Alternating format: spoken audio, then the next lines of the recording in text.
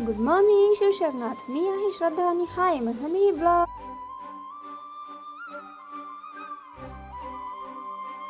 खरं सांगू का, आयुष्य म्हणजे परफेक्ट असण्याची स्पर्धा नाही, तर शिकत शिकत पुढे चालण्याचा प्रवास आहे. चुका होतात, होऊ द्या, कारण शिकण्याचा पहिला मार्ग चुकांमधूनच सुरू होतो. पण एक गोष्ट लक्षात ठेवा, चुका करताना शब्द चुकू देऊ नका. रागात मतभेद असू द्या, कोणाच्या विचारांचा विरोध असू द्या, मतांवर चर्चा करा, पण कोणासाठीही तोंडातून अपशब्दांचा वापर करू नका. मला वाटतं, ज्या तोंडातून आपण आपलं श्रद्धास्थान उच्चारत असतो, त्याच वाणीचा वापर आपण इतरांच्या अपमानासाठी वापरू नये.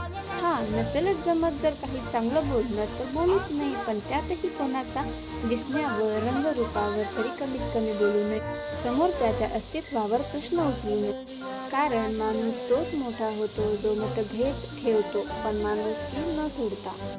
आयुष्य सुंदर बनतं तेव्हा नाही जेव्हा आपण कधीच चुका करत नाही, तर ते तेव्हा सुंदर बनतं जेव्हा चुकूनही आपण माणूस राहतो.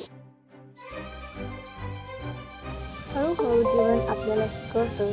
लोक आयुष्यात येतील आणि जातील, काही कारणास्तव तर विनाकारण, आणि विना निरोप घेता निघूनही जातील.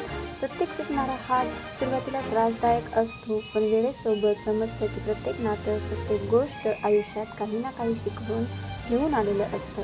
महादेव म्हणतात, काही माणसं आयुष्यात प्रेम शिकवायला येतात, तर काही संयम शिकवायला येतात, आणि काही तर तुम्हाला तोडून मजबूत उभं करायला येतात. प्रत्येक नातं कायम किंवा अमर नसतं, तर काही नाते पुस्तकाच्या अध्यायासमान समोर येतात आणि पूर्णत्वाला येऊन निघून जातात.